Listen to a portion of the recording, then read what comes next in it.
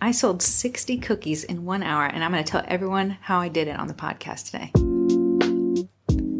Oh, that sounds interesting, Twin. I'm Heather Miracle with Sugar Cookie Marketing, a group of talented people on Facebook who sell, you guessed it, sugar cookies, but we also have people who sell cakes, Macs, cheesecakes, keto things, and a few more odds and ends. We've reopened the group. So if you're pending, we're working on it. We have a slow trickle of 2,000 new member requests, 99% of which I think could be spam. So we are working on letting people in without overriding the group with a bunch of spam content. This, Corrie, is our 9th episode. 9th episode. Season 1, episode 9. Episode 9. Can't wait for season 2 and season 3. I have no idea when those will start. If you're into marketing stats, which if you're in Sugar Cookie Marketing Group, you should be, I have written down some of the stats about the podcast. Ooh, lay them on me. Okay. We started this podcast on March 4th, 2021. That's 54 days. I feel like it's been 5 years, but okay. Time is crawling. Today, there are a total downloads. This would mean people who access one episode. Okay. Is 9,446. Getting ready to cross the Crossing threshold. the threshold to 10K. This is what if I had $1 for everyone who listened to this podcast.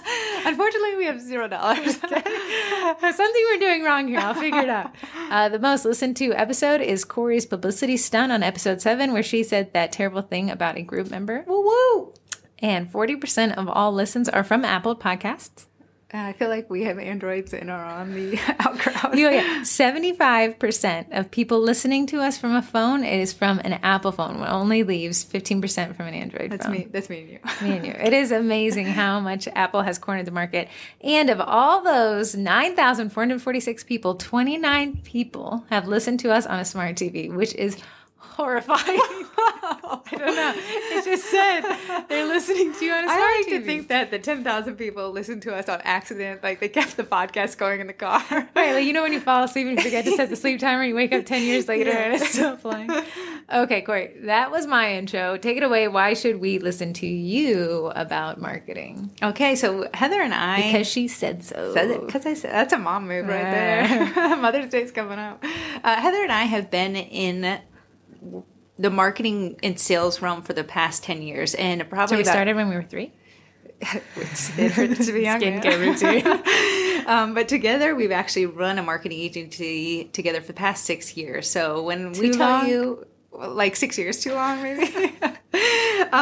So we enjoy helping people grow their businesses. We grow our client businesses. And we saw this little break in the cookie market where people were undercharging, overworking, getting burnt out. And we said, hey, let's start a group. You're answering a question that's from the text voicemail. Oh, my bad. Okay. This is Corrie Twin 2. Okay. Sorry. Okay. So in the marketing minutes, we wanted to talk about something that is near and dear to Corrie's heart. Follow train. So I'm going to say to you, Corrie, this is Heather speaking. Sure. I'm going to say what a follow train is to me, and you correct me if I'm wrong. Okay. Oftentimes we see them in large Facebook groups, almost exclusively, where someone says, hey, I need more followers. Here's a link to my Instagram. And then within an hour, there's about 250 comments of just links to either Instagram or Facebook pages where you're technically supposed to go and like all those pages, but I can guarantee it's not happening. I feel like OP benefits benefits like 100 followers. Right. But the little peons in the comment sections where you get like 5 tops or something like that. I think you'd be stretching. I think by the time you get to the 250th comment, maybe the person who comments, I'm going to highly doubt that they like the person above them, but maybe they'll like the one person above them. Maybe OP is definitely just cashing in. Oh, yeah. There's flaws when it comes to... What is OP? I know we use it a lot and people don't realize what it is. Original poster. Original poster. My bad. OP. You've been using it like you know what it no, is. I've used it so much that I forgot what the real words are. So when you see somebody, like I say in the group a lot, hey, OP, that's just, hey, original poster, in an anonymous form is when you would technically use Heather that. says, oh, I'm so sorry. I just dropped my phone. Man, I'm sorry for your listening ears. Corrie's fidgeting. Okay, so follow trains are, to me, not the best marketing move. Of course, you can run your business however you want. Heather and I personally stay away from follow trains. We don't support them. We don't post them in the group. But we don't delete them because, again, your business is how you want to run it. But we just say You should be intentional. You should, every time you make a move in marketing, you should say, why am I doing this? And what is the goal? And who am I doing it for? And I don't know that follow trains are asking all those questions, because if you did, I'm not sure that you'd want to participate. I think they ask one question of, do I get more page likes? Right. Yes. Okay, cool. And if your goal, so in marketing, we call page likes, which are soon to be page follows, because they're getting rid of page likes. That is a vanity metric. What does that mean, Corrie? So a vanity metric is almost like something that provides social proof. So say if I started a page yesterday, Heather's my only page like because she's my biggest supporter, and I start selling today.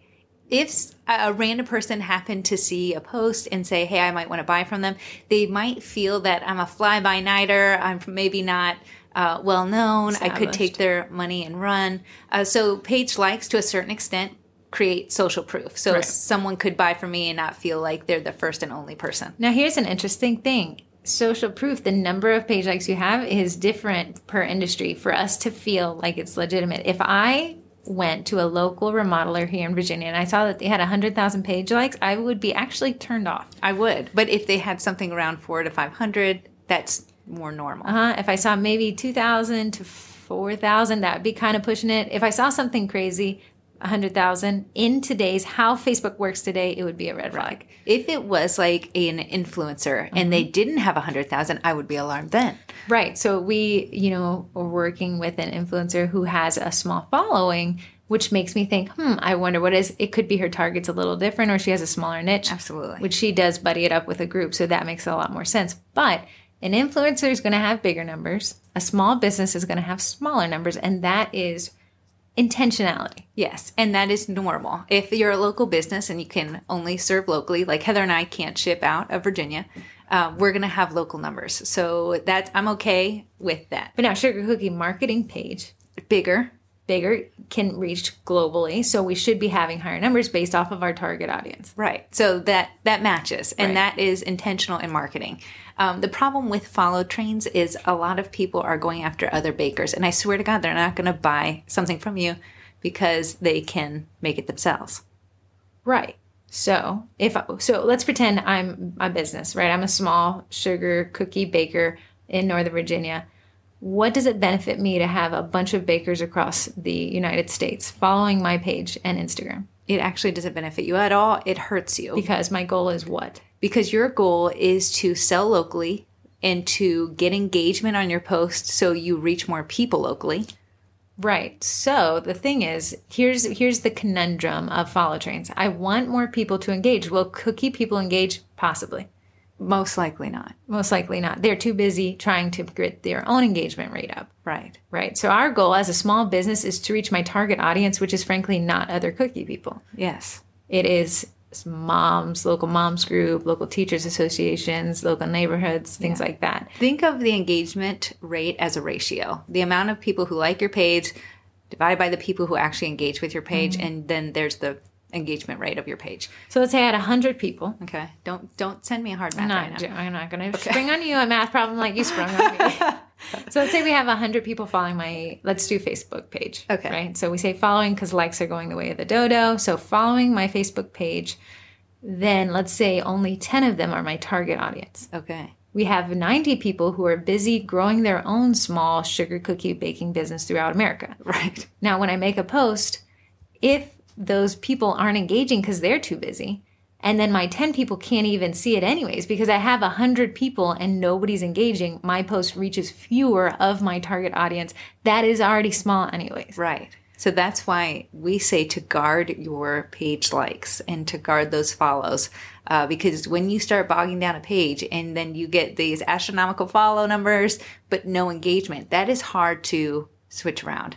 Right. So here's an interesting thing that Facebook is doing. I keep mentioning the followers and likes switch because it is a good thing that is disguised as a bad thing, right? So a lot of people, if you've ever gone to a page, you can follow or like my page. You hear that? I say like follow or like my page. Right. You can now, but it's starting to switch over. You could like a page, but not follow it. Corrie, what happens when somebody does that? I think it's when they follow a page and don't like it. When they, no. You like the page, but don't follow it. That's how it is. Then you're just this blind You'll being. never, ever see a post made by that page. So you're a like number. So let's say if I have 100 people and 90 people liked but did not follow, 90 people would never, ever see a post from me. Right. And when I went to networking groups in the past and people are like, so-and-so invited you to like their page, I would like it but not follow it. Because you felt obligated. Yeah. But you had no interest. Yes. And interest is the key to selling on Facebook. So when we have these pages that are bogged down by likes who do not follow, Facebook realizes this is dead weight for everybody anyways, because you cannot reach that person if they do not like and additionally follow. Right. So Facebook is saying forget likes. So likes numbers are always higher than follow numbers because those you can like it without following it. Yeah.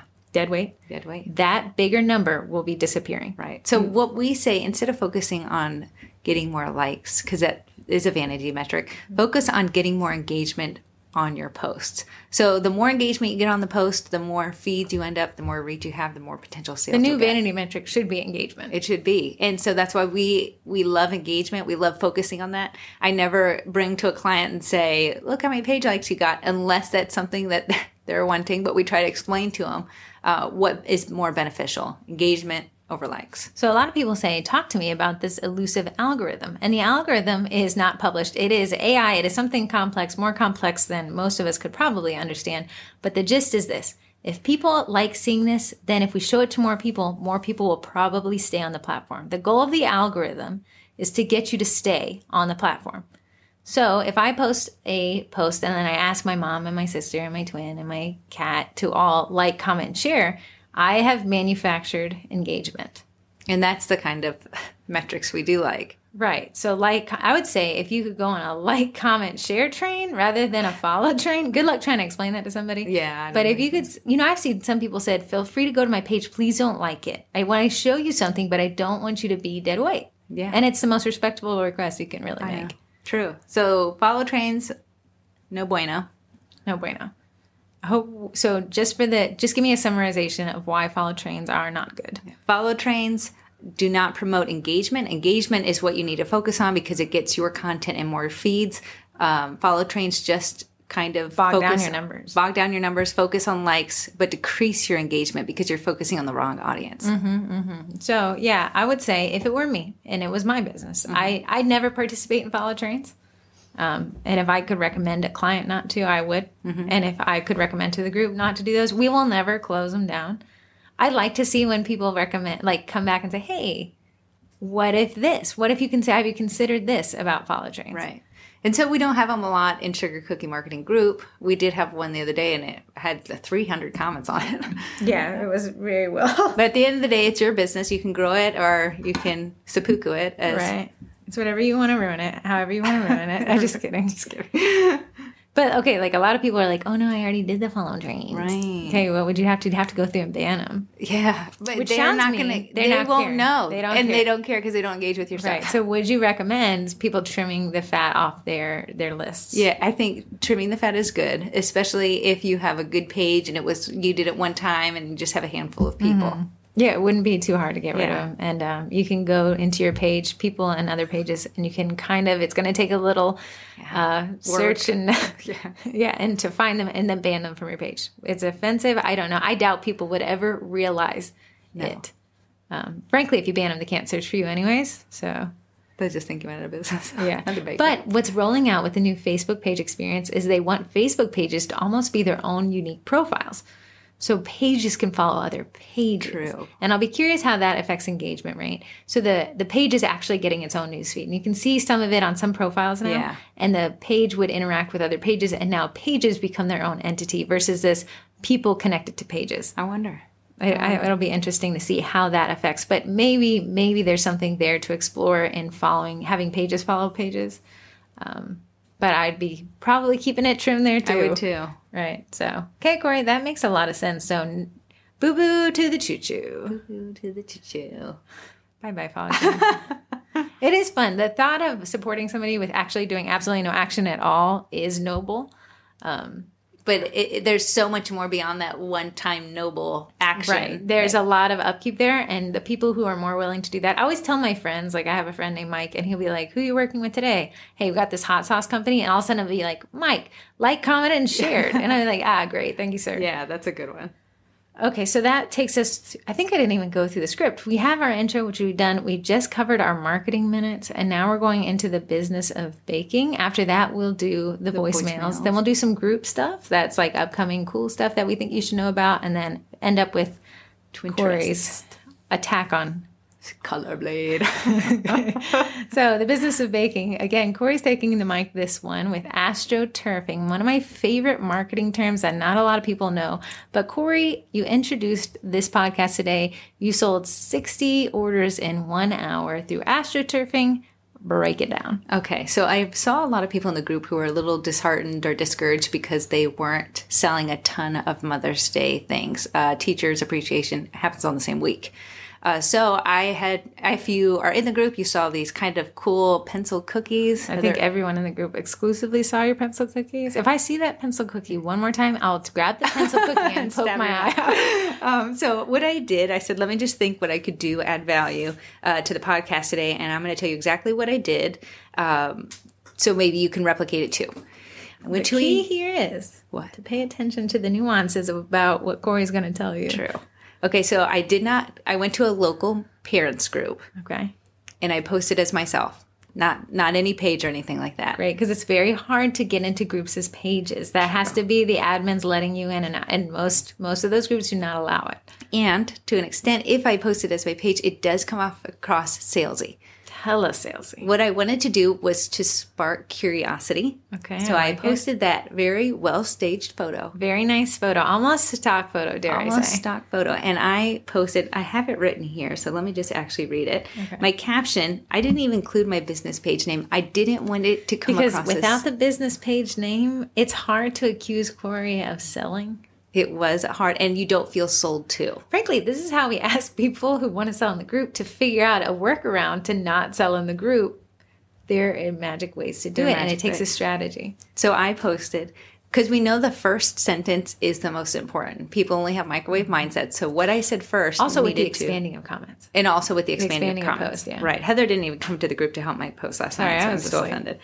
So I said, I made these for Teacher Appreciation Week next week, and my son's teacher went crazy over them. So you've already got, hey, this is a great gift, and I get validation that the teacher also likes this gift. Right. So every person who forgot that Teacher's Appreciation is next week is now clued in to they have you reminded them that there is a thing. You told them that this product, this gift, sells. And that teachers ate them up, literally and figuratively. So my first sentence did a lot of the heavy lifting for me. So anyone who is curious enough to stop and see the picture and scroll to read that first sentence knew that, hey, they might fall into my target demographic. The next thing I said, my sister said I should share them here, because I'm only going to just make a few, and I was keeping them all to myself. So you passed the blame along. So I didn't want to do this. Gun to my head, I had to. My sister made me. It wasn't me. I didn't want to. And then with that, I'm only going to make a few more. Now we have created the fear of missing out. So not only did you forget about Teacher Appreciation Week next week, you only have a limited time to partake. So she's got scarcity time. What would be the thing? The call to action. My next is they're $4 each with a pickup in Burke on Monday. So look, Corrie gave all the details. She did not make them guess for pricing, but you also cleaned up a lot of the spam you would have gotten. Not spam, but people saying, oh yeah, that's too expensive. Yeah, because my time is money here. Mm-hmm. I knew that if they weren't willing to pay $4, they are not my ideal client. Right. So Corrie didn't make them guess. Yeah, could you have made him guess and try to sell him on it? I don't think you wanted to put that work in. So just, hey, put pricing in your original post. Guess who's not going to message you? The people who do not want to pay that much. Exactly. So what we did here, the caption was short and sweet. Our stage photo was perfect. The photo carried a lot of this. The photo stopped the scroll. But the copy supported everything. Exactly. If she got my attention with the photo, she kept it with her first line. Imagine that there's a character limit before you have to expand a post. Yeah. She got me with the post. Then she made me feel like she didn't have a lot left. And then my final thing was message me if you're interested. So what I did was I took it off. You took it offline. And she did not post her page. I love that. I think that was genius. And she passed the blame along to somebody else. Hey, I wasn't going to post these, but my sister said it would be unfair if I didn't. Yeah. So what we did there was we created the fear of missing out. I took it to Messenger. So people are like, just DM'd you. What is that doing to people who now find I'm this like, post? oh my goodness, there's too many people DMing her. She said she only had not a lot left. I need to message her now. And that's exactly how I sold 60 units, $4 each in less than an hour. So why do we call that astroturfing? You explain it better. You love So that a word. lot of times people are like, a grassroots campaign. I just hit the pavement out there. When you're faking some of this, it is called astroturfing, fake grass, right? So you have grassroots where you're out there for 12 hours, but can we astroturf it so we're out there for 0 hours and still making a bunch of sales? It's a manufactured marketing campaign. True. Because what does limited amount mean? You don't know if I have Right. 9 employees and my limited amount is 1,000. Right. So what Corrie did is astroturfed in us some psychological responses to buying. She said, I don't have a lot left. She reminded of us of the event. She told us it was a heavy hitter and people were eating it up, really figuratively.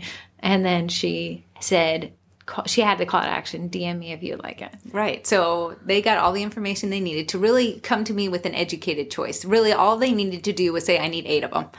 Because they knew pick up it's Burke, it's pick up on Monday.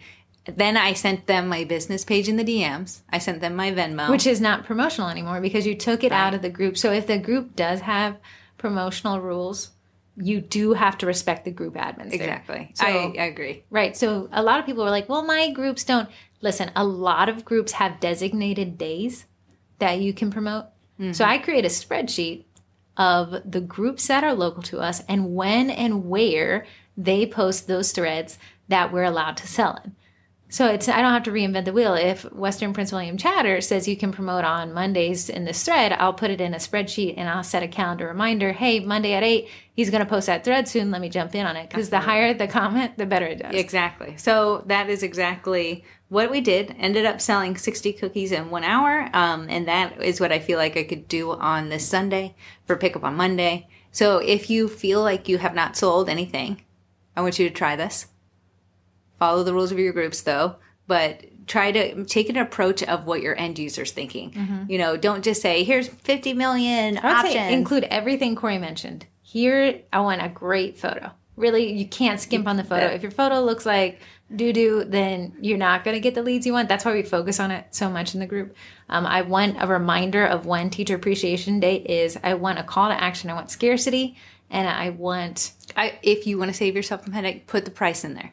Yeah. Because that's going to clear out the riffraff tire kickers that don't want to buy from you but want to waste your time. And it's going to have people coming to you with just the amounts. Corrie, I have a final question for you. There were some people who said, okay, but I don't want to follow the pick up in Burke on Monday. I want to make some changes. I want to add this. I want to add that. How did you handle those? So I know Heather talked about business boundaries a couple episodes ago. So I definitely had that in the back of my mind. Someone said, can you make them personalized? No, I cannot. They will all say thank you. But she said it in a nice way. Oh, she did. And you did. Oh, absolutely. We were both nice. I was rude. No, thank you.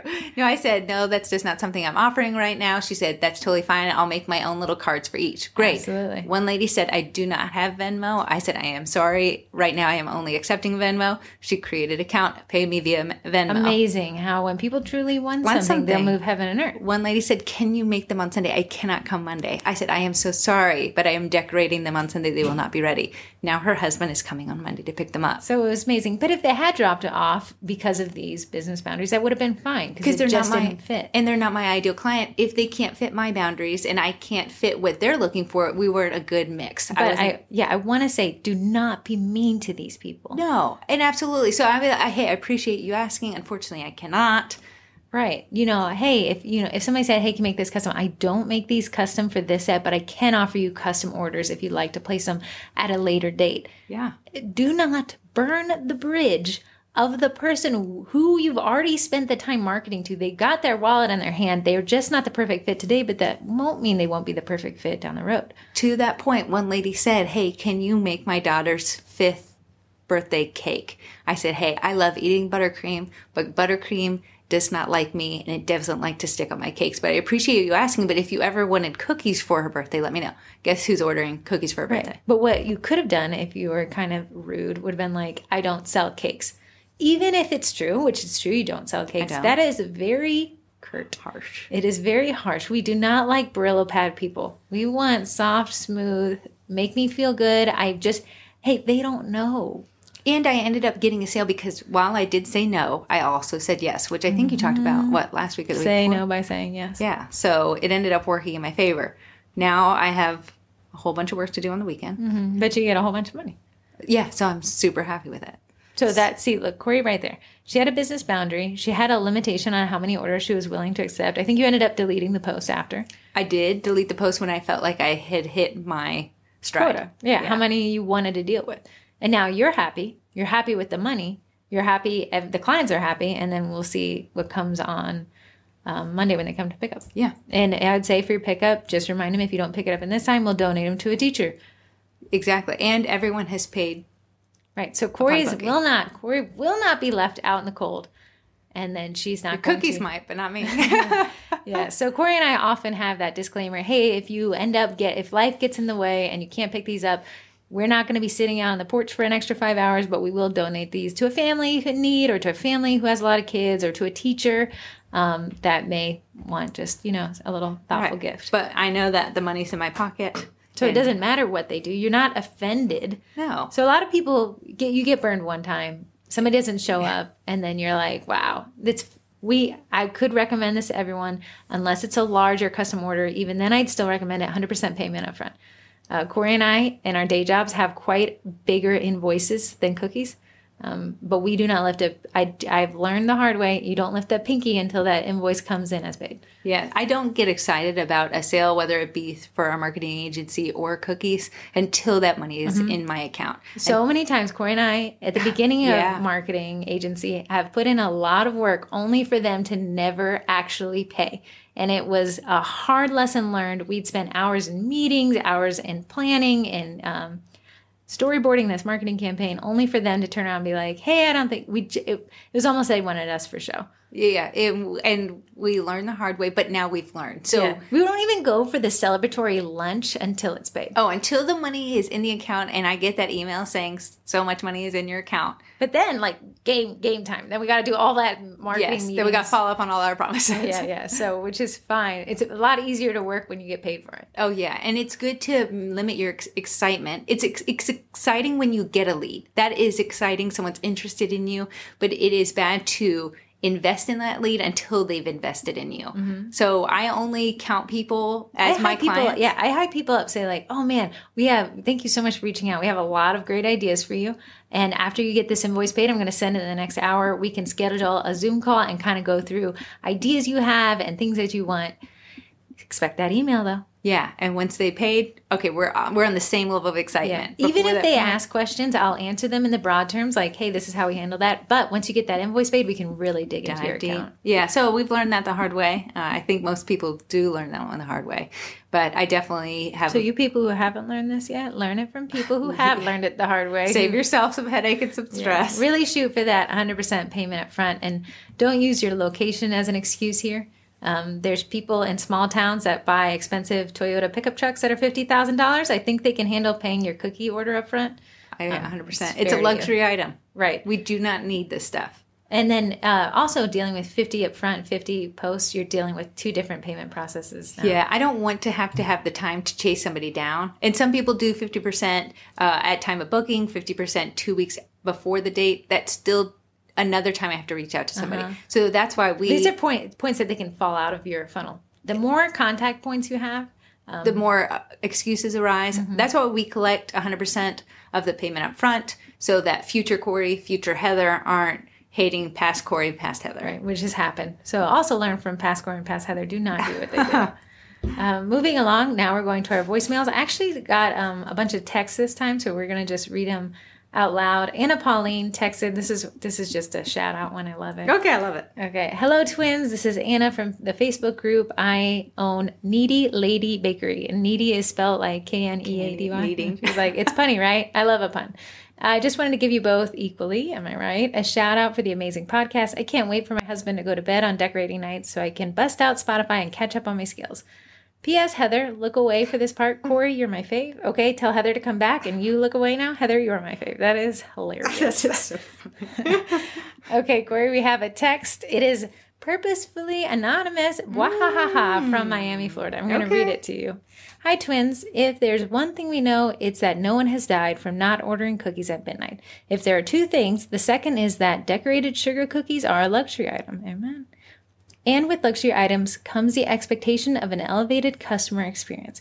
Can you talk about how language, spelling, and grammar impact the experience for buyers, or does it not? That is actually a fantastic question, and it absolutely does. Oh, me and Grammarly just shrieked in horror. When Heather goes to this, unfortunately, she's never invited me, but whatever, this steakhouse called DC Prime. When you go there, you're paying, how much is it for one steak? Okay, I want to let you know, I showed up on a motorcycle because I thought it was like a dive bar. And when you walked in, the waiter that sat you down, the maitre d' had the white napkin over their arm and were standing at attention. I was like, oh no.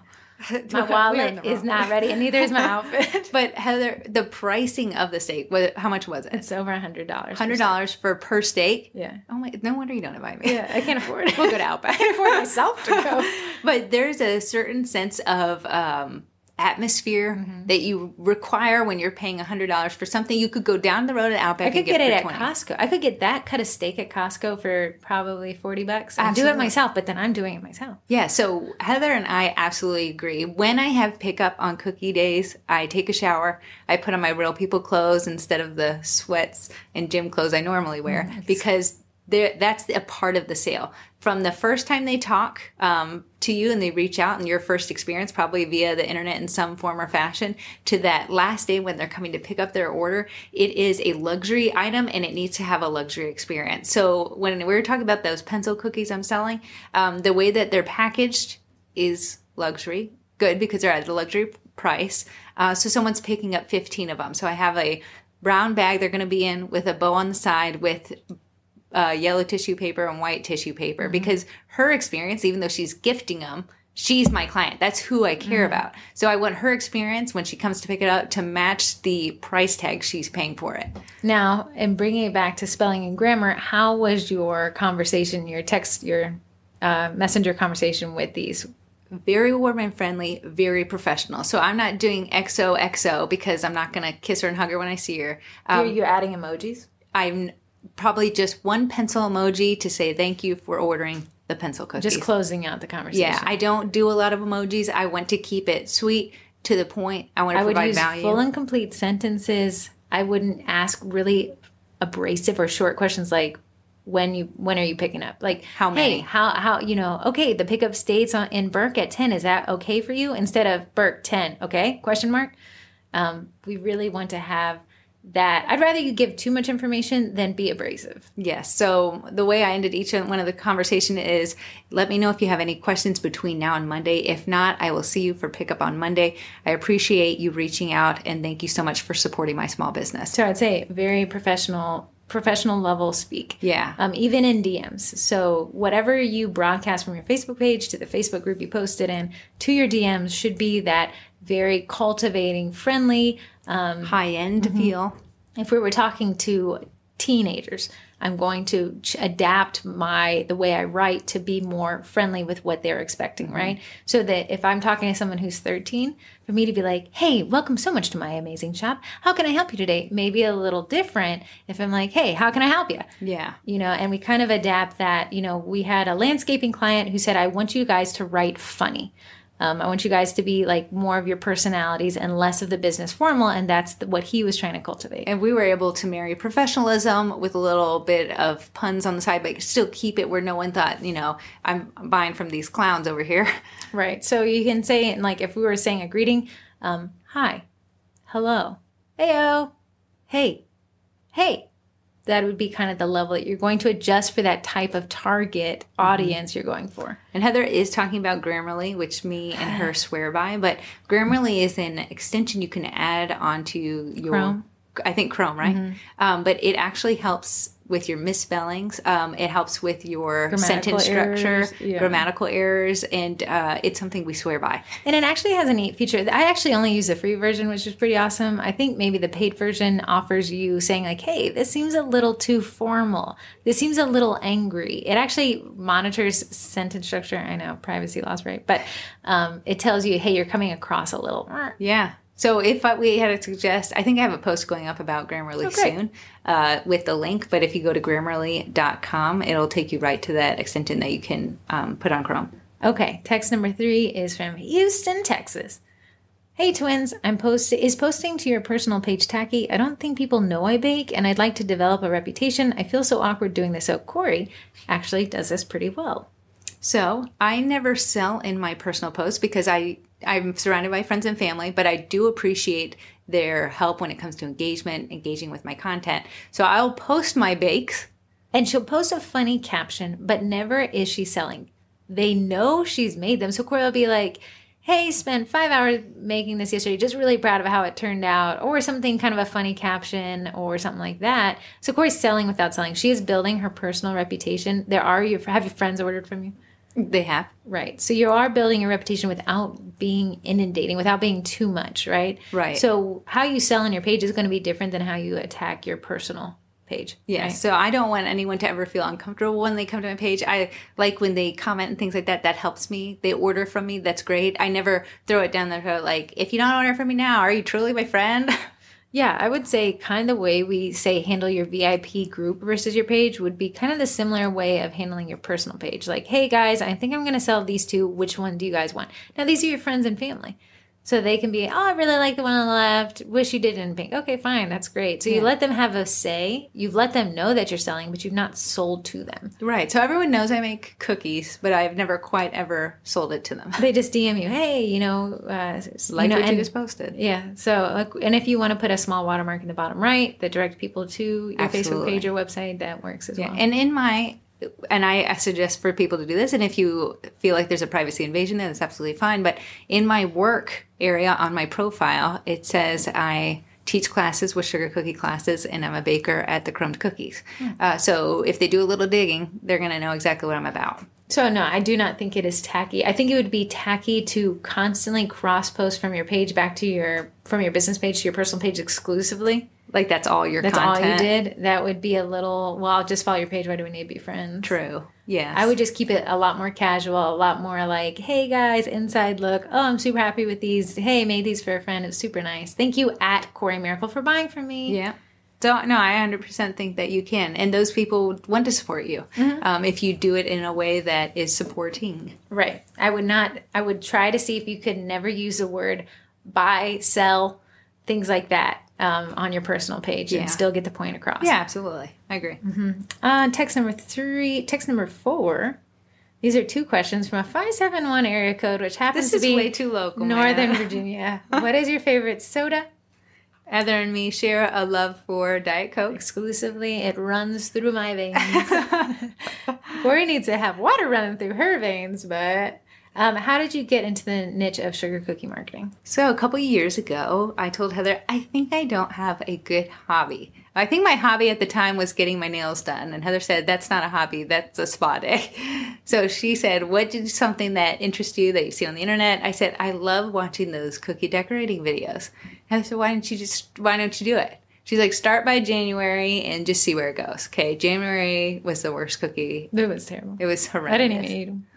It was bad. But that's how we ended up getting into the cookie. So I said, usually when you put some time behind something, people see the value in it. And a lot of people are asking for it.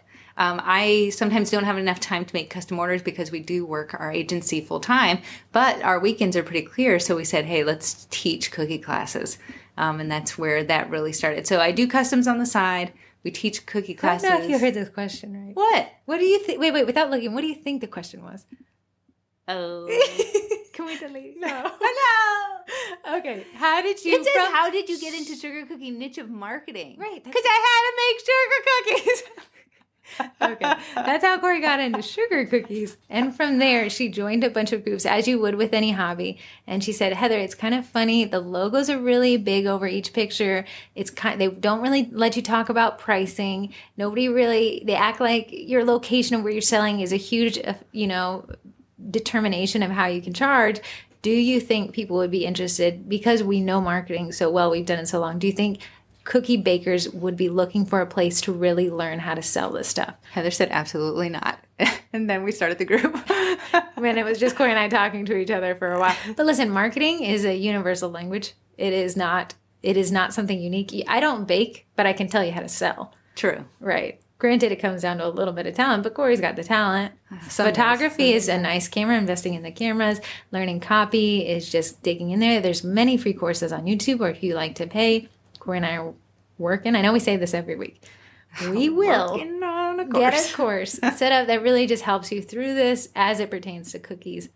Okay, so that's how we got into it. We've been in it. Now we just applied it to a different subject. We could do the same thing if I wanted to. I do this same stuff when I try to sell like weird cars that I've owned. Yeah, Heather actually gets people, if she sells a car. Heather had a Dodge Viper. But if you didn't think she was cool before, I'm still not going to claim that she's cool now because 2008 Dodge Viper ACR. Heather had this Dodge Viper, but when she went to sell it because it had, I don't know, run its course, she wanted to get motorcycles was her new fancy.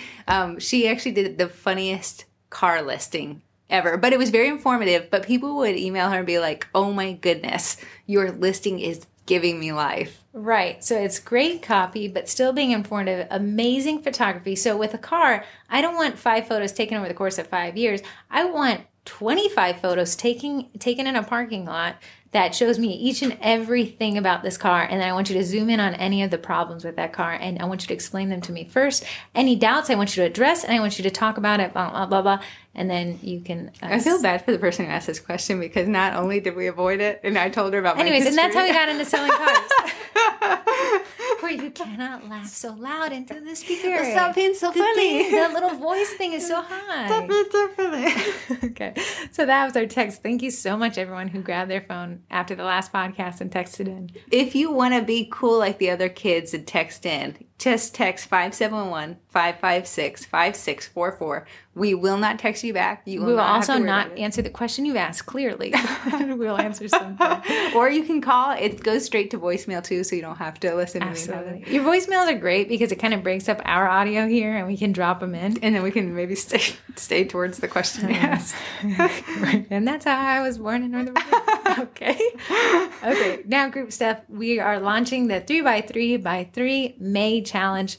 That is pretty simple. Comment on 3 accounts you follow, comment on 3 accounts that follow you, and comment on 3 accounts that neither follow nor follow you. And that's a great time to get into hashtag research, right, Corey? Yes, I actually did this what was it? Did you have it in February or something? March. I did it in March and saw a ton of benefit from it. So. Corey changed it from 3x3x3 to 28x28x28, but it's still, if you put in time on Instagram, that's how you can grow your following. This is a really easy baby step program. You just do it once every day for 30 days. Right. So join me, join Heather. We're excited to do it with you. And that will be coming up. Next is upcoming lives. We do have on Thursday, May 6th, coming up is how to create, build, and grow a cookie business newsletter with Jennifer Grow. Okay. I gotta step in here real quick. Go ahead. There was a thread about email marketing this week in the group, and a lot of people said, well, I don't do email marketing because I don't check my email. Where, Corey, is the error with that logic? We are not our clients. In fact, you're the opposite. Because if you were your clients, you wouldn't be buying luxury cookies. Right. You guys are the opposite of people who buy from you because you're baking.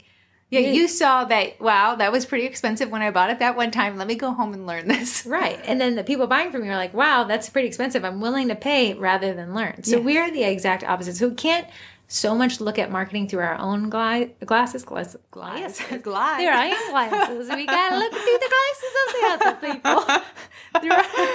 We gotta look at through the glasses of our target audience. So our target audience is not us. If you don't check email marketing, read a couple articles. Just Google it. Is email marketing effective? I think right now it is the second most effective way to market behind text messages. Yeah, I love reading emails. Makes me feel popular when someone wants me to buy from them. So send me an email. So there's a lot of things you can tweak on emails before you throw it out the window. Is your tagline, is your copy? Do we have emojis in the subject line? I do read more emails that have emails. I'm hungry. I'm hungry too. Okay, I'm going to move to the next one. So join us for that on May 6th, which is a Thursday at 7 p.m. Eastern Standard. All these will be Eastern. Yeah. Okay, perfect. Next is Porch Pop-Ups for the Rural Communities and Small Towns by Jess Clapper. This is a great one because we've actually had, 3 or 4 lives about pop-ups, and now the final excuse is, but I live in a rural town. So Jess is going to blow it out of the water. Sells in small towns. She's a pig farmer She's amazing. So that will be May 13th at 7. Then we have Instagram marketing with Courtney of Bakery Tico. She's phenomenal at it. I followed her for a while now. I called her the prompt queen. She is the prompt queen. She is good at creating engagement on Instagram. So that is May 20th at 7 o'clock, which is great. Then this is the next one is pretty cool. Relationships and Baking with Lisa. That's May 27th at 4. And that is how she has navigated with such a demanding thing that is cookies, baking. It's kind of a solidarity thing. But how her and her husband came from the brink of being resentful over it to how they have made it work. So I am super excited about that one. And they have a really cool concept of their compromise.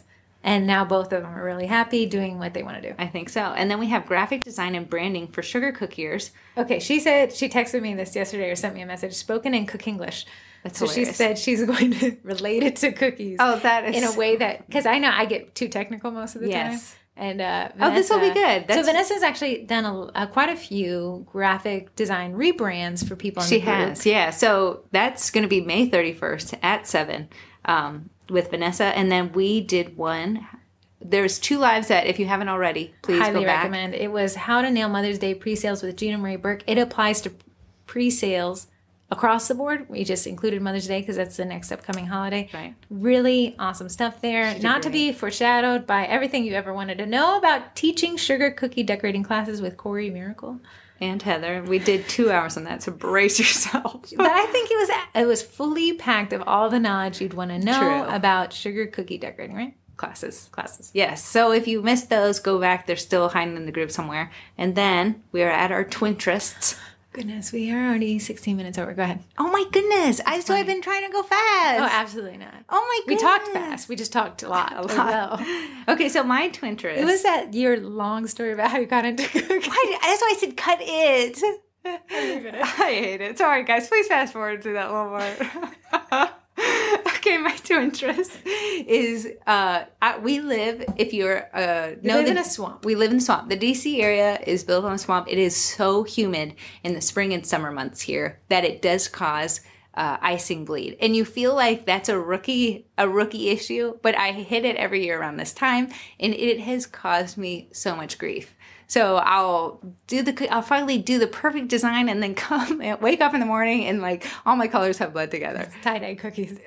I'm specializing in tie-dye cookies over here. So what I have done is I'm going to fix this problem. So I bought this dehumidifier. It is good enough for a 2,000 square foot house, but I put it in the tiniest room, my cookie room in my house. So I actually dehumidify the room before I start decorating. Mm-hmm. So when you walk in there, it feels like Arizona versus the swamplands we call home. Mm-hmm. Then we have a dehydrator, which pulls moisture also out of your icing.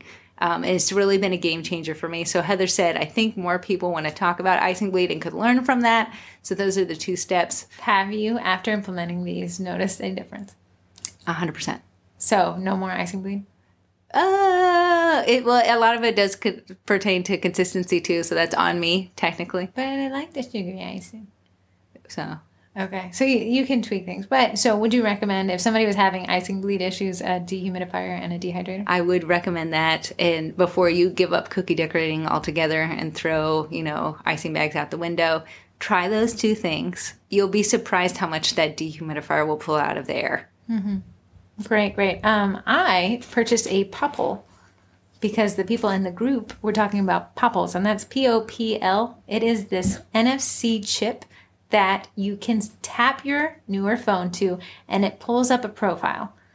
It's a great way to share Instagram profiles. If you've ever seen an ad, it looks like a girl's leaving the gym and a guy's about to ask her out on a date, but her Uber's outside, so she taps her popple to his phone and runs out the door, and he says, wow, now I can follow her on Snapchat, Instagram, and everything else. Mm. So for a business, you could do it.